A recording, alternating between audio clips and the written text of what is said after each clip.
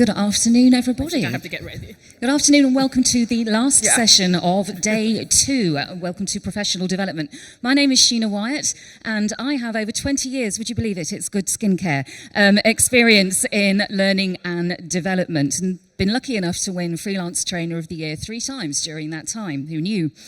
These days I run my own business, helping small businesses grow and develop into businesses that work for them. And one of the tools that I help them with is using AI for smart, practical results.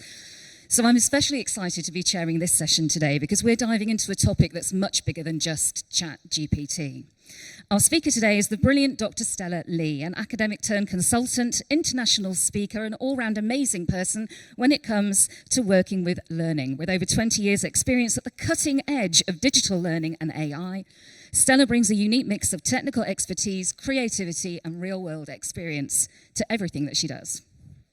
Today, she's here to talk about what real AI literacy looks like and why it's about more than just prompting. So let's give a great big warm welcome to Dr. Stella Lee.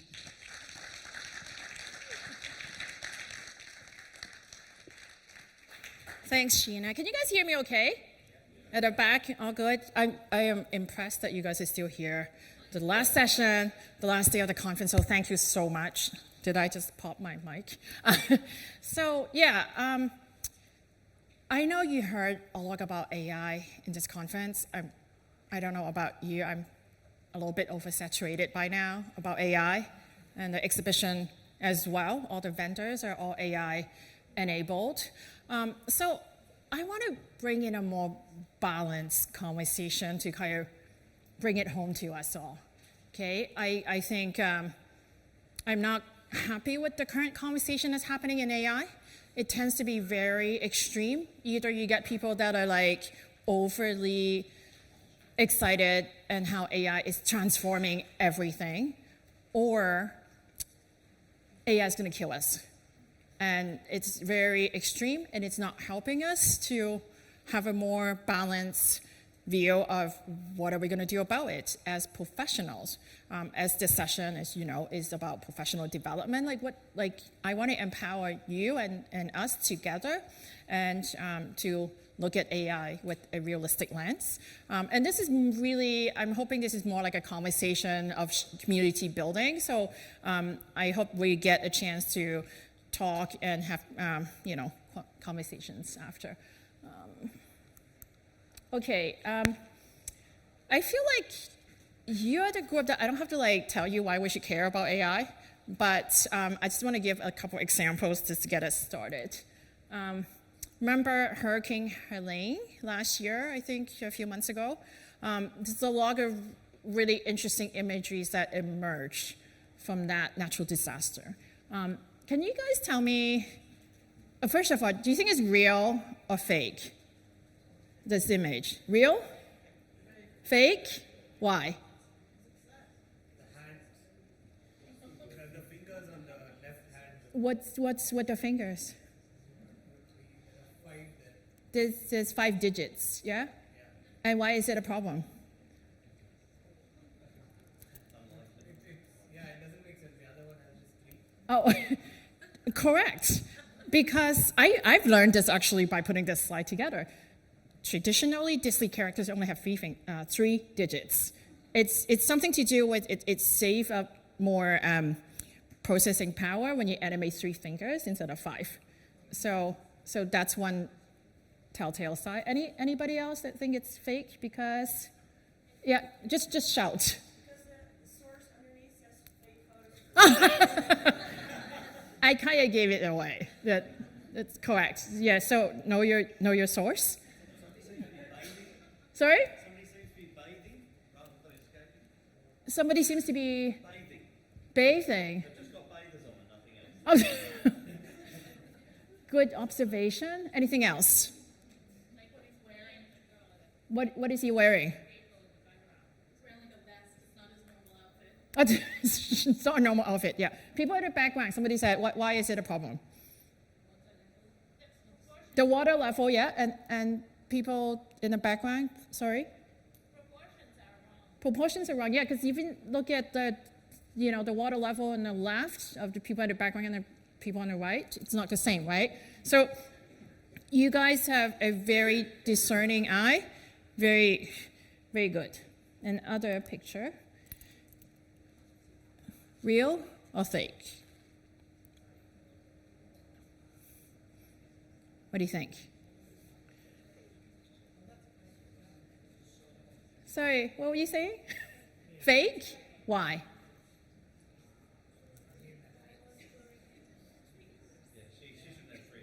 Oh, you guys are fixated on the fingers. Okay. What else? What else?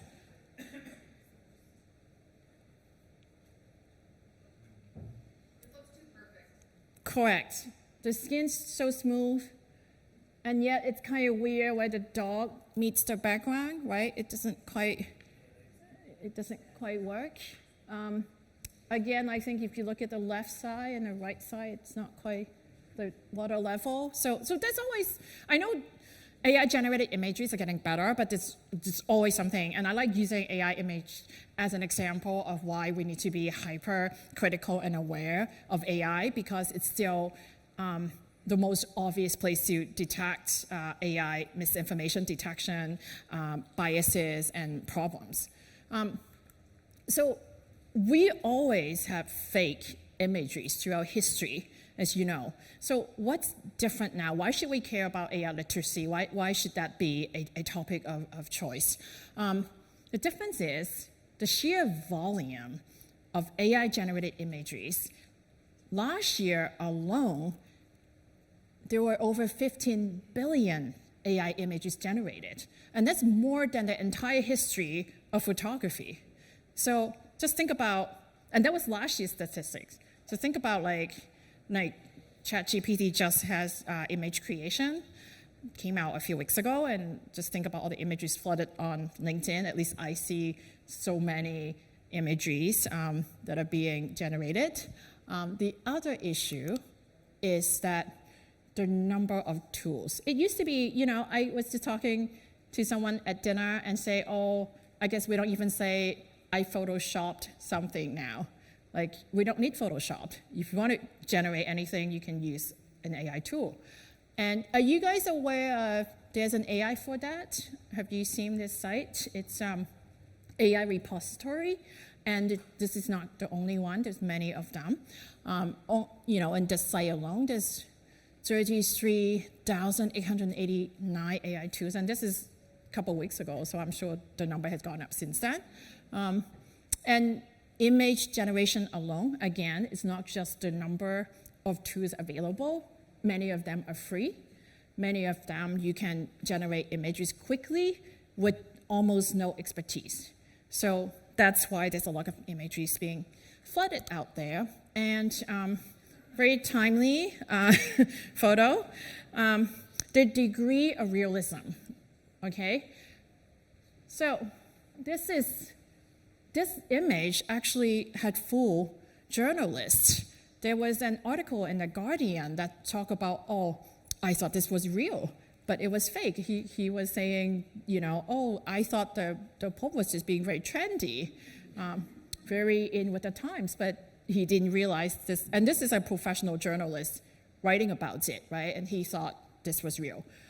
Again, the degree of realism, it's quite high. Even though the previous generation of AI images are looking a bit dated, you guys correctly pointed out the skins are too smooth, the fingers are missing, but there's also a lot of images out there that are quite good, and it's very convincing. So this is the problem.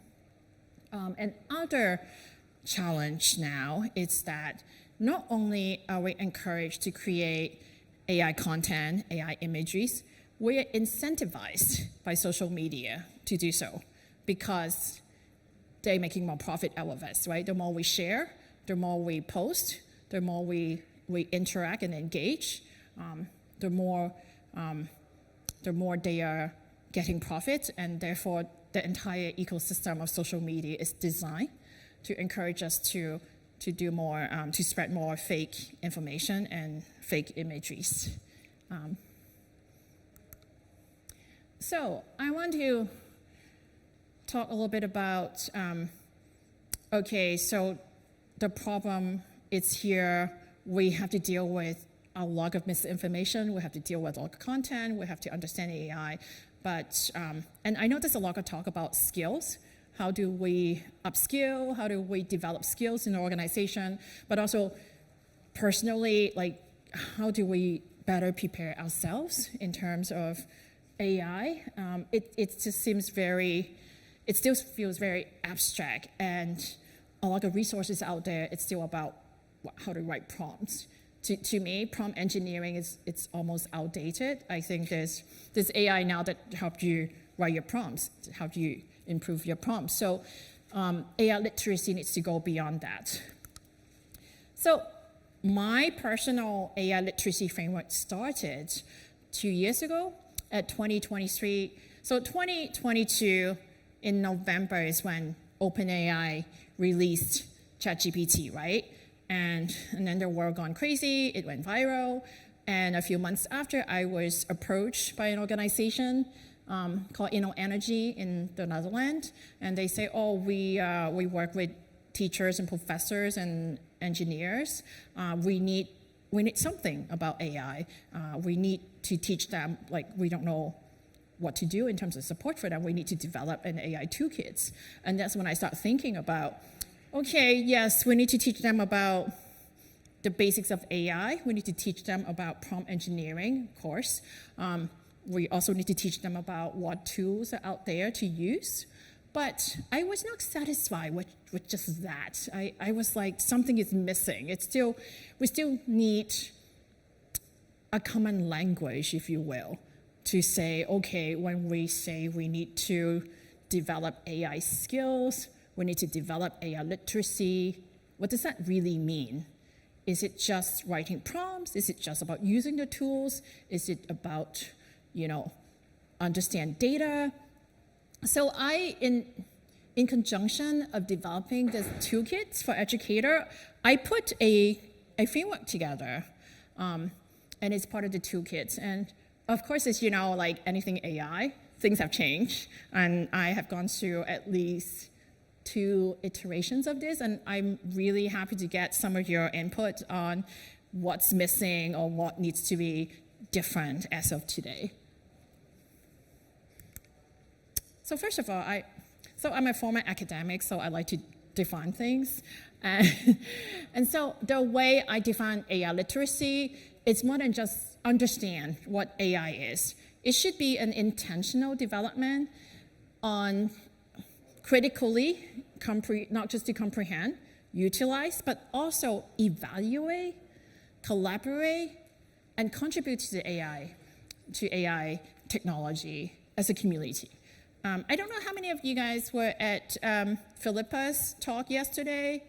Yeah, She talked about, so every scenario she talks about when L&D gets involved with AI tools, it's not about a generic AI tool, right? It's about a specialized tool that works for L&D, that works for learning. So I want to encourage you to think about your role as it's changing rapidly, how you can get involved and not just utilize, but evaluate, collaborate, and contribute, because I think it's critical to our future.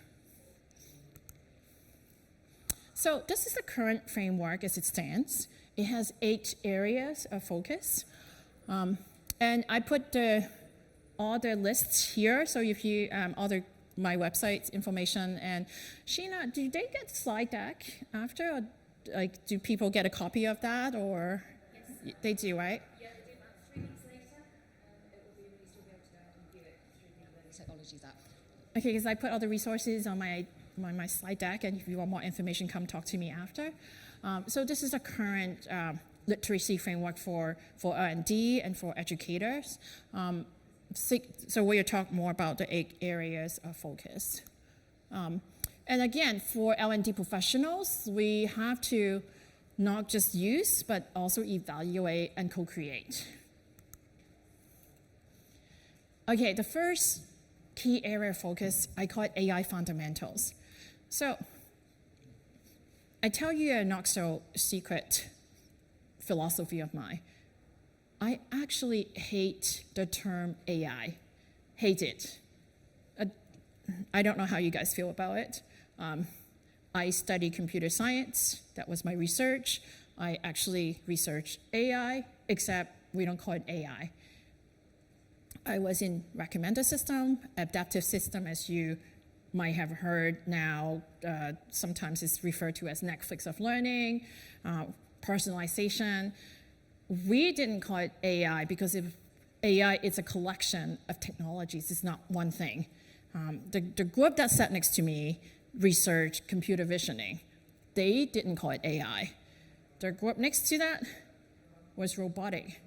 Again, they didn't call it AI research because AI, it's too broad of a term. Have you guys read AI Snake Oil, the book that just came out not too long ago? No? I highly recommend it. In the opening paragraphs, the author actually compare AI, the term AI, as in when you talk about transportation. When you talk about transportation, are you talking about buses? Are you talking about bikes? Are you talking about cars? Are you talking about rockets? Because they are not the same thing.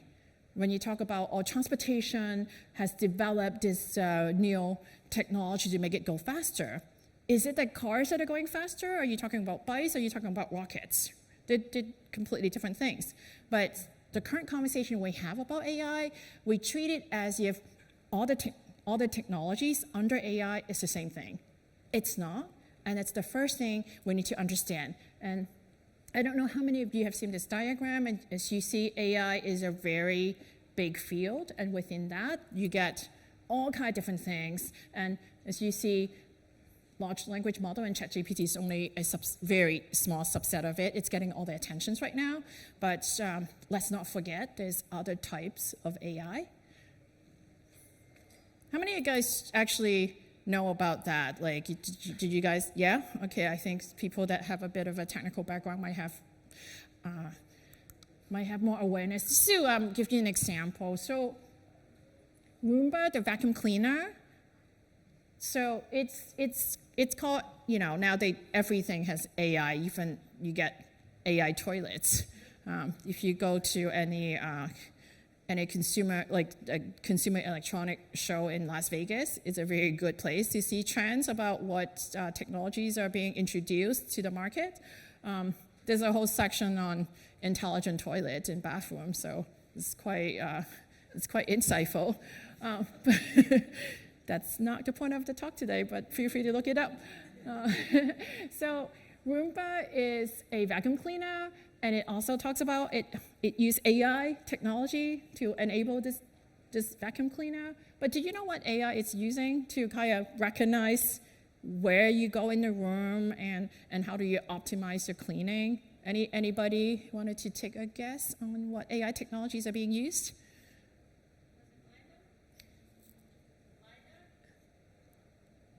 I can't understand what you say. LiDAR sensors. So is it, okay, I guess I wanted to ask, is it machine learning? Is it, what do you think? It's like algorithms. Algorithms? Yeah. At least first Rhombus had best algorithms in the market. Yeah, okay. It could be.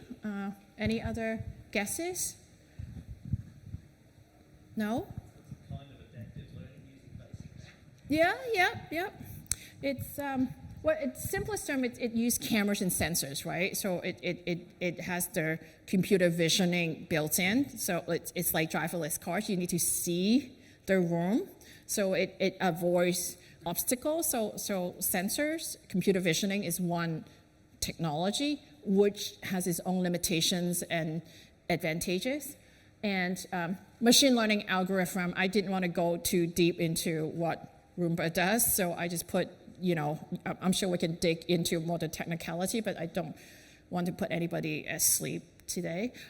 So just be aware of every time a vendor sell you a tool and they say it's AI, you wanted to have the conversation, like what are you what exactly are you using, because it would shape your implementation effort. It would shape the way you design with the product that you're buying. So I think my message to you is AI products are flooding the market, but they are not created equal. They do different things. Each of these techniques has opportunities, but also have limitations. There are also risks associated with each one. So you need to be really clear what you're buying into. You need to be really clear what you're using it for. So the second key area I like to talk about is data fluency. As you know, AI models are nothing without data. We have to feed model training data so that it will, this is for example, Gen AI products like ChatGPT. Where did ChatGPT and Gemini and Claude get its training data from? Sorry? The internet, right. It scraped the entire internet, right? With a little bit of oversights now. I say it cautiously because there's still a lot of problems. There's not enough guardrails that put in, but it's basically everything on the internet. And is the internet fact-based? No, right? Some are. Not every page, not every corner of the internet is fact-based. So we need to know about data. And I say that not with the intention of asking you to be data scientists. It is not why we need to know about data. If you're interested in more data science, by all means, dig deeper into it. But I think we need to get smarter about questioning data. We need to get smarter about, if you get it from the internet, where specific places are you, especially when you're using it for an organization and you have, instead of a large language model, you use small language models with just institutional data, just organizational data. You also wanted to know if you're scraping your company's data, are you scraping everything? Are there certain things that needs to be protected? Are there certain things that have biases built in? And this example that I use is AI detectors are biased against students that are non-native speakers because the writing pattern mirrors people that plagiarized. So they are inadvertently being disadvantaged and flag their papers as being plagiarized. But in fact, it's just the fact that they're speaking English as a foreign language, so the sentence is a bit awkward. Maybe they make mistakes that's similar to an AI or a plagiarized content. So do you know about data? Not necessarily being a data scientist. So the third area, I think, very close to my heart is critical thinking and fact-checking. And I would argue it is basic literacy. It's not even AI related, but we need it more than ever. I don't know if you guys read about Google AI Overview when it first came out. People were testing the limits, and it asked, hey Google, how many rocks should I eat per day for a nutritional, balanced diet? Google replied, I think it said at least one small rock per day. Is this accurate? No. Is it confident? Yes. It's very convincing. There's another example. It asked Google, hey, if I want to make pizza at home, I want to make the sauce thicker. What do I need to do? And Google actually said, add some glue, like Elmo's glue, to thicken the sauce. Do you know where Google get that from? Reddit. And I don't know if you guys use Reddit. There's a lot of jokes in there. There's a lot of sarcastic remarks. AI didn't get that. But, there might be a 13-year-old searching Google thinking this is real, right? And that's why we need, these are very obvious examples of what's wrong. But as the system getting more sophisticated, it's going to be more difficult to know if the information is correct or incorrect. So I think we really need to get into the critical thinking, really develop that skill now before the algorithms and the models get more sophisticated. Area 4, I call it diverse use cases. I put it here particularly for L&D folks because I think sometimes we get a bit echo chamber-ish, isn't it? Like we come to conferences for L&D, we talk among L&D folks, and we kind of reinforce or we share the same thing that's happening within our field, but we don't necessarily look outside and say, hey, what's happening? I mean, even the exhibition has HR component and L&D component. That's already good that we can look beyond L&D to look at HR. And if you were at Danny's keynote, she talked about we have to look at the entire employee journey from start to the end. So we need to look beyond just what's happening in L&D. What are some applications that are being used in L&D? It's good, but you need to look at what are the applications that are being used in other industries. I like examples like the self-driving shuttle bus in South Korea. They're doing a lot of testing out there on vehicles like that. As you know, it's still not perfect. If you're interested in this case, it's quite nice. It talked about the technology, but they also talk about the pilot, and they only doing this at nighttime when there's like not many people around, and the bus would still stop when there's like a hint of obstacles, and the driver can override it. They still have a human to drive it, but that kind of technology with sensors, it's coming to us as well. I mean, biometric, wearable tech, it's all the rage. It's where the money is. That's where investors are investing. And so I think a lot of the more hardware, physical objects are also coming to learning. And whether it's a good idea or not, that's another discussion. But we need to pay attention to the world beyond what we're doing. Finance is doing a lot of predictive modeling. As you know, learning is also there's a lot of products now in learning to look at predictive learning analytics. So it's worth looking at what's happening outside so that we can bring that knowledge and that insight and some of the lessons learned from other disciplines and other industries. AI ethics is the next area. And again, this one, such a big topic, very close to my heart. And I am of two minds about grouping so many things together, but in the interest of simplicity, I put, all the topics that are fairness, privacy, data quality, human exploitation, sustainability and environmental exploitation, and copyright, all of that, we need to really take a minute to think about all these implications. The way I like to talk about it is AI, could be a very useful tool, but it's not something you have to do. Everything has an opportunity cost, including implementing AI. If you're using AI, you're putting resources towards that, and you're taking resources away from other things.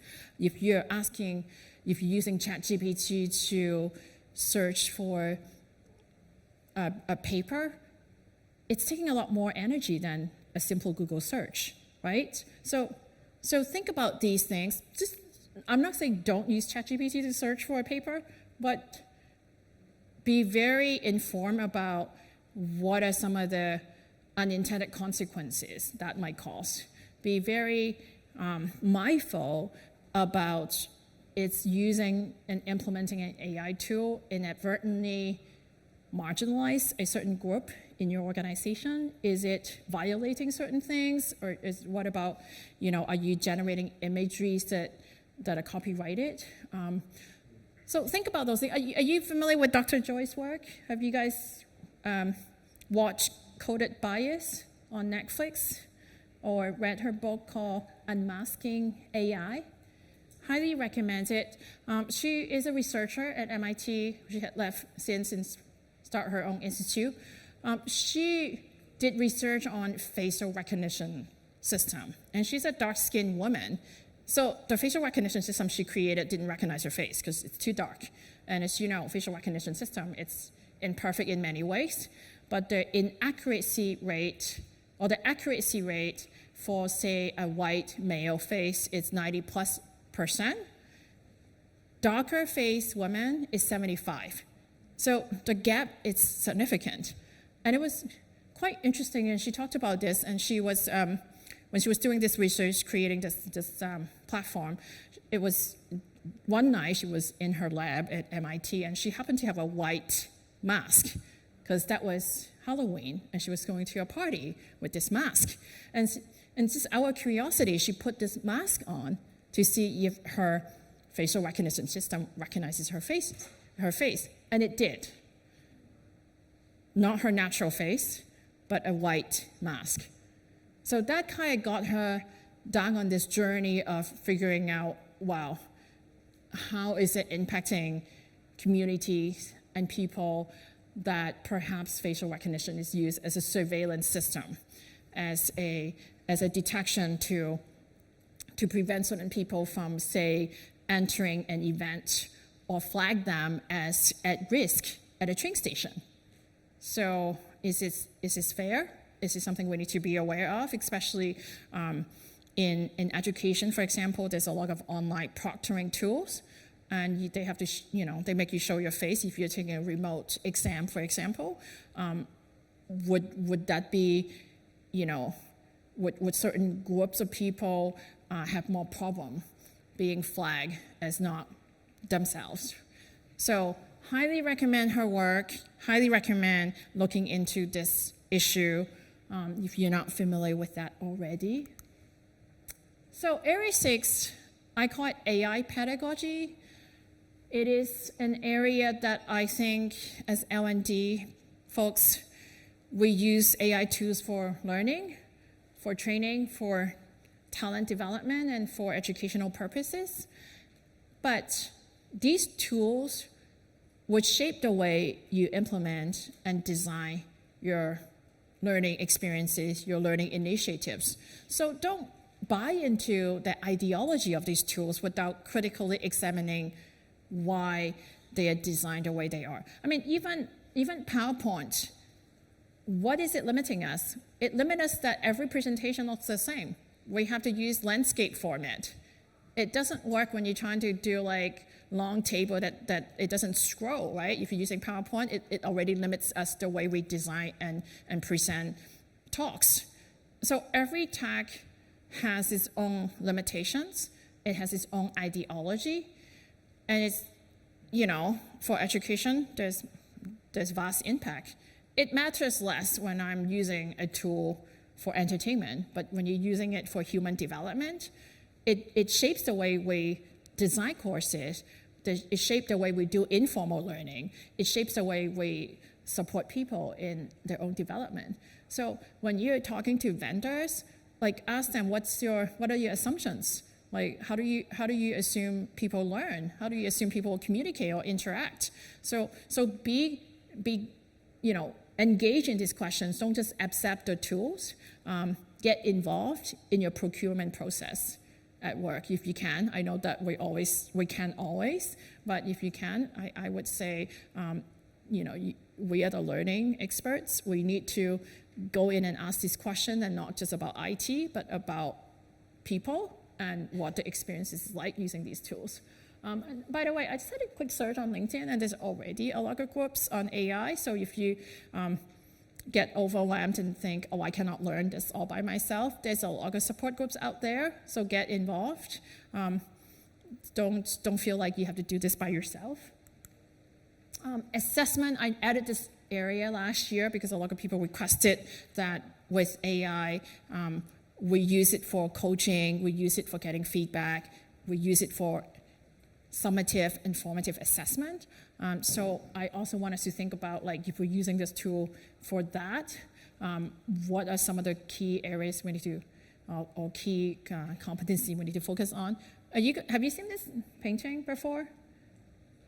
No? It's the first painting, well, it's the first time they had an entry. This is like an art competition, one of the top winners. It's the first time that a competition, it's in the United States, that has an AI or computer-generated art category. And this person won by creating this imagery.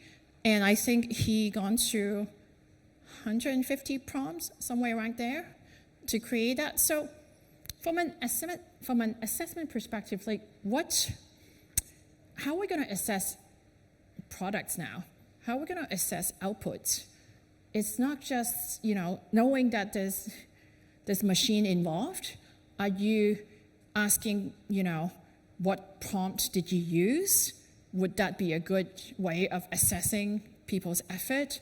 And other thoughts I've been writing about is process as product. So it's no longer good enough to just show the finished product. You have to reveal your process as well.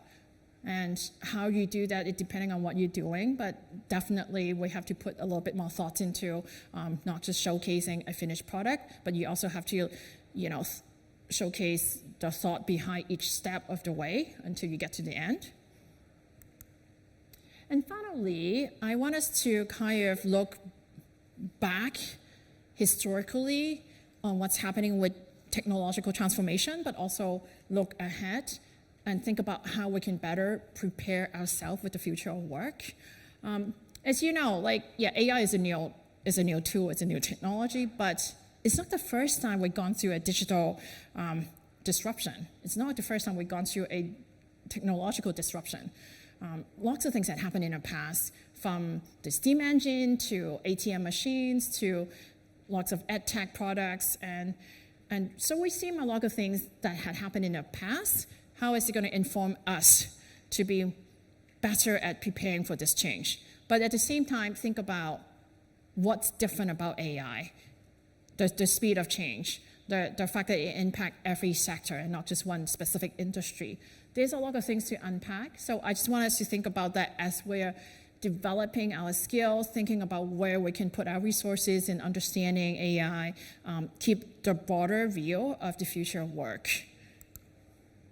So having said that, I want to get a bit practical about what we can do. Like, how can we develop strategies for adapting L&D skills to AI?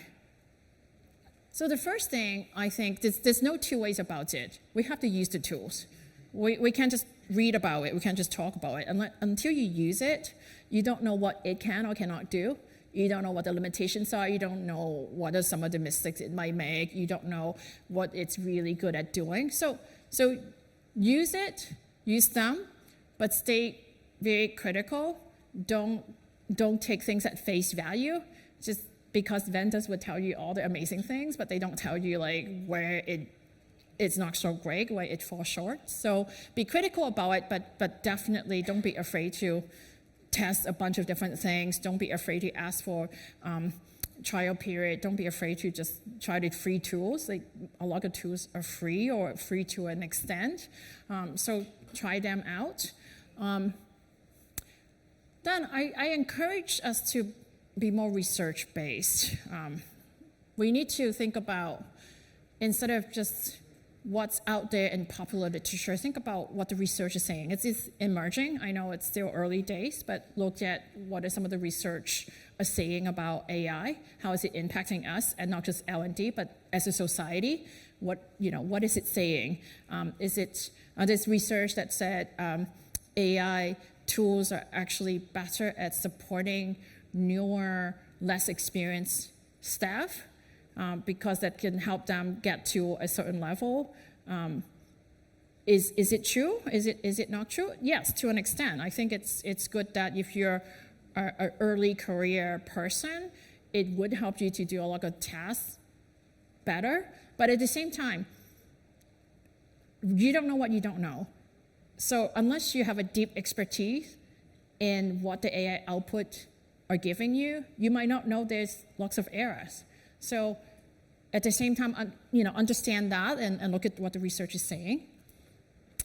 So the third point is we need to collaborate with other departments, especially your AI department, your data science department, your IT, because we need to co-create tools. We need to test them out on projects, and we don't need to be, we can't all be technical. So partner with other departments to collaborate and to create tools that really it's applicable to your context.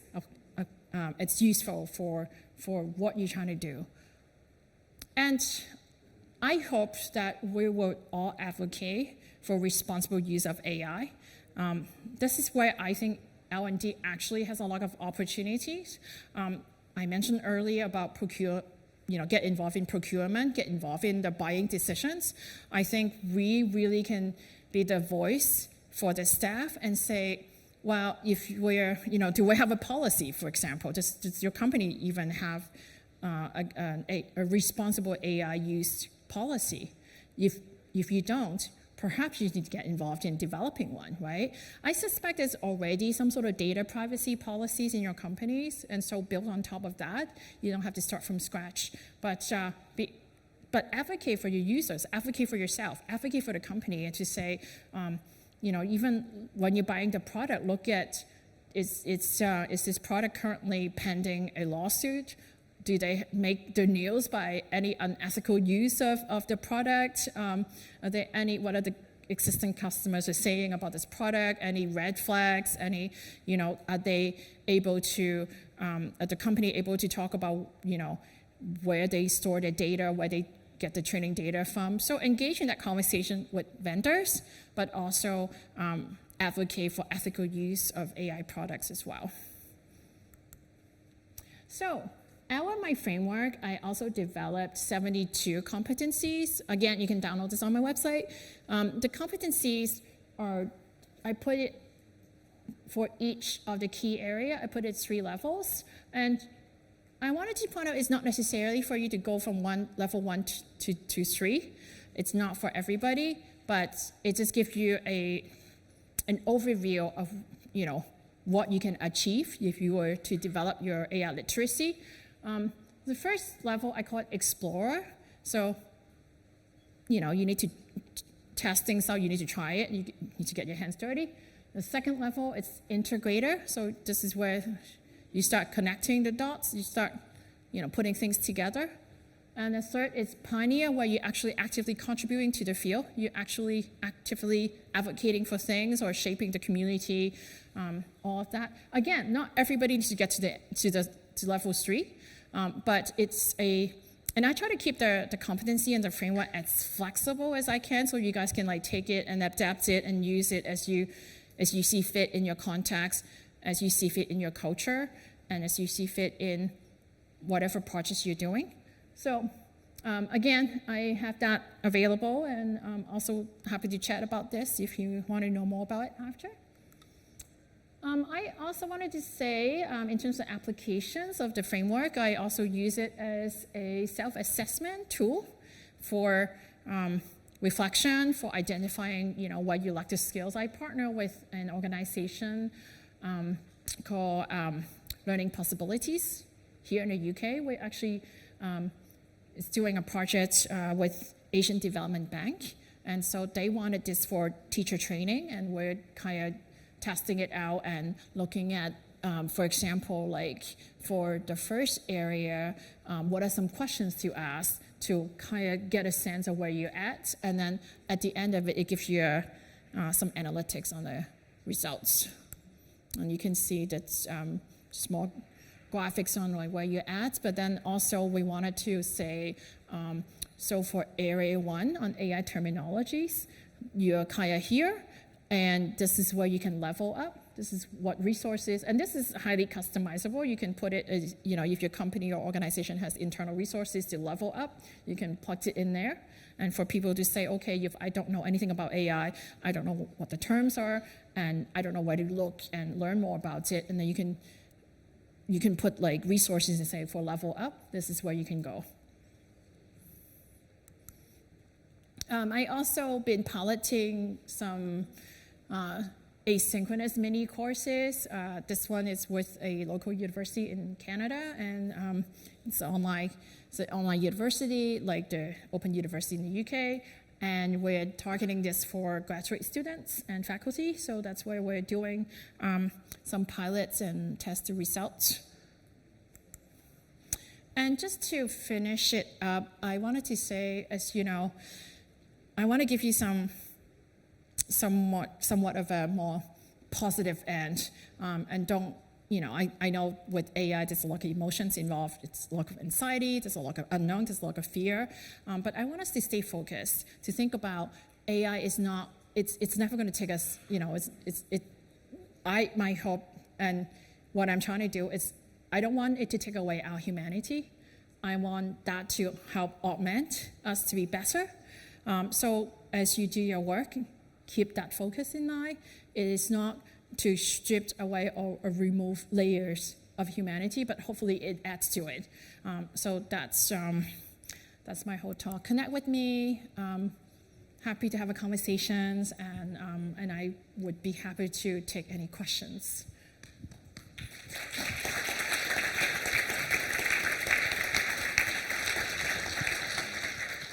Well, I don't know about you, but my mind's been slightly blown by some of that this afternoon. This is a great opportunity to talk to Stella and ask any questions you may have. So if anybody has a burning question you would like to kick us off with, throw your hands up in the air like you don't care, and one of us will come and find you. It's not, don't be shy. Always the back. Off we go. Hi, Stella. Hi, thanks for that. You did briefly touch on it. Now, I don't know if you have advice or suggestions or some of those groups you mentioned on LinkedIn. I have a bit of a dilemma where I understand that one has to grasp and run with the AI revolution as it is, or be left behind. Mm-hmm. But I also struggle with the fact that a lot of the large learning models have been stealing information, grabbing the learning sets without permission. We saw the Ghiblification of Studio Ghibli's work was all over the place at one stage without permission. Yeah. So I struggle with this moral dilemma of I want to keep up with it, I want to use the tools, but I also know it wasn't always ethically obtained. So your question is how to balance ethics and usage? Yeah. Or if there are groups that discuss this, that I can also dive deeper into it and understand the ethics of this dilemma. Yeah, I think first of all, get more educated about the ethical components of it, right? Like and honestly, it's still, so much of that is still emerging. There's no regulations, right? Even if you look at US Copyright Office, they don't have a direct guideline on what's copyright protected when you use AI to generate anything. You already loses your IP. The minute you use AI to generate anything, it's really hard to differentiate what's human effort, what's machine effort. So I think the first it's be aware of, like, even in the absence of guidelines or regulations, educate yourself in, where to draw the line. To me, it's like the Studio Ghibli. It's so everything looks the same. So I think it's going to die down quickly. I don't think it's going to be... Remember when desktop publishing became a thing? Everybody's a designer, graphic designer, and there's so many ugly graphics out there, like 3D text moving, and that died down, right? After a while, people develop a more mature understanding and usage of desktop publishing, same with the when Web 1.0 came out. How many ugly websites did we have to put up with? And there was also a lot of stealing animated GIF graphics online, and that had died down since then. And I think we're also in the middle of that, whereby, suddenly people just get really excited that we can all create a better looking version of ourselves using Gen AI. But then I think the value of that would diminish over time, because then everybody use it and it all look the same. And also it's inauthentic. And so I think people's taste and understanding need to mature until we get to the point that we can develop some ethical guidelines as well to go with it. In the meantime, I would encourage you to use the tools, but make sure if you're using things like using AI to generate an image, make sure you don't use it as your company's advertising campaign, whereby don't use it for critical mission, is what I'm saying. Make sure that if you're testing the tools, you're piloting certain things, make sure the project, first of all, you're testing on things that are not as consequential as you think, especially when you don't know what the limitations are, you don't know what the risks are.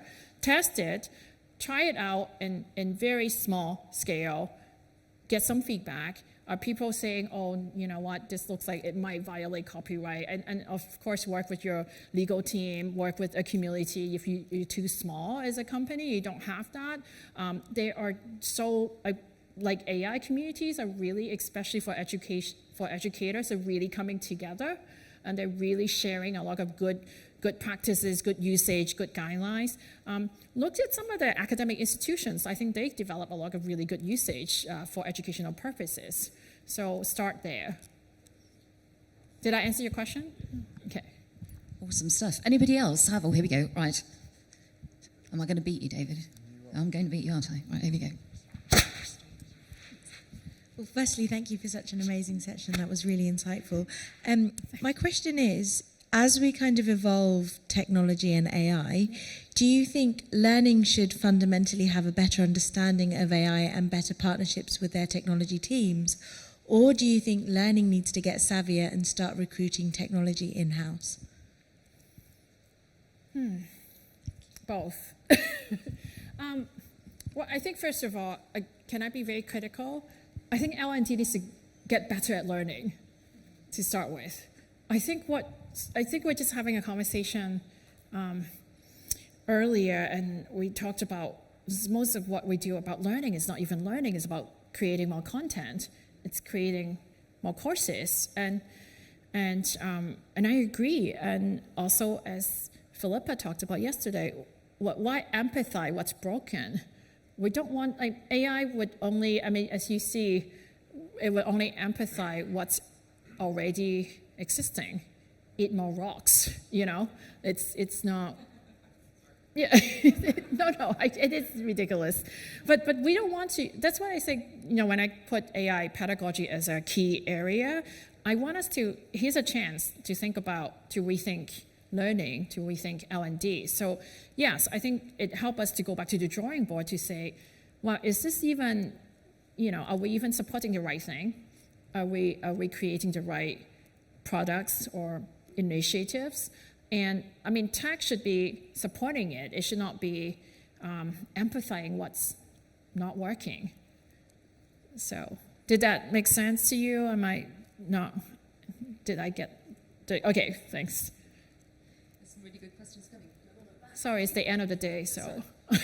And very jet lag. Yes. Oh, I can. Hello. Thank you again for the presentation. I hope I can give more example to the previous question. I have the privilege to take care of 1,200 IT, yeah. And we are not an IT company. Yeah, and my role is taking care of their technical training. So you can imagine IT people looking at me like, who are you to tell me what to do in IT? So long story short, everyone is trying his own AI thing. We have AI team, the developers are using Copilot. It's going all over the place. And I was like, should I watch them and let them do? And they trust me to involve me? Or should I stop them? Or do I even know what they are talking about? So I'm not even sure my question is a question, but it's just a concern. Or where do we position ourselves, L&D? Because we like it or not, it's a little bit old school. And we need to keep up the speed, but it's all over the place. So what do we do? Yeah, that's the impetus of me creating the framework, is actually have a more guided conversation around that, right? Because like I said, AI, even the term is all over the place. In computer science, we can't even agree on the definition of AI. So that's how big the problem is. But within what we can do, we can only operate within that constraint of what's been given to us, right? And to feel like we can actually do something and act on it. I still think, I think what you can do is, and I actually written that in part of my course, is to create a personal development plan based on the framework, or if you have other frameworks, or if you have any more contextual need for your organization. I would start with to get organized and say, well, what could be practical for my work? What would be practical for even my personal life, in terms of how AI is going to help me, but also start with why you're using the tools, right? Are you trying to do things faster and save money? Are you trying to get deeper into a certain type of conversation or deeper understanding of certain topics? And then reverse engineer that and say what tools support that, and test those tools and see if it meets your needs. It's not possible to know all the tools out there. That's why I think a lot of the community forums are very helpful, because people already test the tools and say, oh, this one is crap, or this one it's quite good. There's some limitations on this one, but it's still promising. So I would start with a plan, and then kind of dig into the forums and see if people already used it or tested and what are reviews on that. Lots of self-organizing communities out there for you to kind of bounce ideas with. But thanks for the question. Anybody else? There's still time for a couple of questions. If you would like to pick Stella's brains, now is the time to let us know. There we go. If you guys want to hit the pub, I understand. Hi, Stella. Really insightful presentation. Probably one of the best that I've seen since I've been here. Thank you. Yeah, and it's been quite, I would say, quite a depressing 2 days for me personally, thinking about all this. I know. I wasn't expecting the AI overlay, I suppose, on so much of this conference, but it's been really interesting. Anyway, my question or thoughts on this are. I really still feel that we're missing something here around, you've got, this is artificial intelligence, and I'm missing the art part of the artificial, and I'm missing the intelligence in what is really intel. And I'm seeing such a dark focus in our private lives that can move into our corporate lives as well, with the amount of data and knowledge touch points on everything we could, touch and do in our work. And from what you have, I suppose from what you've shared, for me, I still think there's some critical skills around identifying a true problem to solve with AI, rather than 100%. jumping to tools. 100%. And if you know what you're solving, you're then in a position to think about who's that going to hurt, who's it going to help, or what are you prepared to do about it. So if people are going to lose skills, lose jobs for the purpose of, better AI technology, we've got to be prepared for that. And I think maybe L&D has a good place to help people be critical about that before jumping to, the next shiny new toy. Because it has real world implications for people's lives. Yeah, 100% in agreement. That's why I don't like the term artificial intelligence. And sci-fun note, the term was coined back in the days to differentiate that research group from cybernetics. And it was coined because they would get more funding, because it's a sexier term. But it gives people a very unrealistic expectations of what intelligence is. So I hated the term from the start as an academic. But the art part of it is interesting, because I'm also trained as an artist. I'm trained as a portrait, large-scale, mixed media painter. And so I often think about AI from an art and an artist perspective as well. It's definitely not art. It's lacking in terms of imagination, in terms of creativity, and as artists would say, creating a piece of art never ends. It's always that iterative process as well. It could change. It's a dialogue, just back and forth.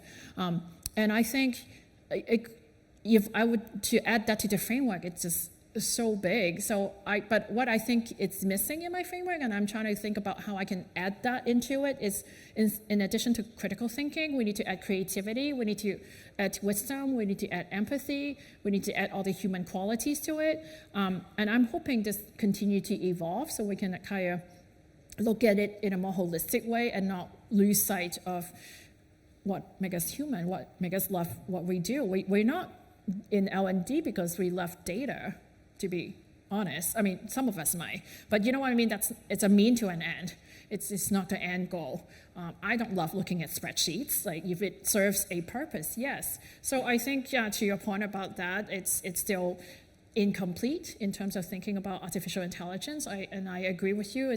The conversations tend to be so depressing. It tends to be so overwhelming. It tends to be anxiety-inducing, and that's why I really trying to think about like how can I bring it more like I don't want you to take the tube and feeling depressed about it. I want you guys to feel like we can do something about it. It's manageable and it's not the end of the world. And we still have, our profession, we can take control over that. So hopefully that comes across. Fingers crossed, yes. Okay, we have time for one last question for Stella this afternoon. So now's your opportunity. If you've got a burning question you would like to ask, then, as I say, let us know by waving at us energetically. No, you see, it's too close to... There you go. There's always one. I could count on you. Thank you very much. Hi there. I'm not sure this is a question, but I've been sitting here. I really enjoyed your presentation. Thank you. But I've sat here, it feels like all week, but it's in fact just been 2 days. And I've gone through the gamut of one, frustration because the industry I work in is tightly regulated and we're always critically appraising everything in any case. And so I've run through yes, we have to engage. I knew that last year and we haven't been able to do it. And we have no time like the present. And, it's so amazing. And there's so many opportunities. We need to be mindful of the dark side. But, let's go to the light, right? And then I've visited the exhibition and I've been to some other sessions. And then you have given a healthy dose of reality back. But I'm sitting here now, having listened to some of the other people who either asked questions or made observations, and the lady who mentioned all over the place. Yeah. Because I'm now in the role of like a training business partner. So I would be somebody who would be that person who went ahead and forged connections and gave advice even if it wasn't sought. And now I'm thinking it's not as simple as I thought yesterday, because now I'm seeing it through the lens, and I apologize this is going on, but now I've finally had an epiphany, and I'm seeing it through the lens of, oh my God, it's not just that we haven't yet embraced really anything other than Copilot internally, it's that the company's under a transition, global, and infrastructure is being put in place right now, and we will undoubtedly have to integrate AI. And it will be done quickly, and it won't be effective because the infrastructure that's been put in place now, the method of approving things, the method of doing things, creating things will be upended and will be entirely different. And how on earth do I get that across in a sincere, concise, and effective way to my senior leadership team? Because it's so transformative, not just of itself, but of infrastructures and the ways of working. Yeah, Sorry, I know that went on, and I did say it wasn't a question. No, I agree. I think it should not be a bolt-on approach, right? But we all see this with all kind of digital transformation. It's always like tech-driven. We never thought about the process, or we never thought about the strategy. We never thought about how it impacted business. We've been here before many times. So I think it's just that now it's faster. It's happening, so quickly, and there's such pressure. And like I consult all the companies that come talk to me, and like, we need AI. We need it now.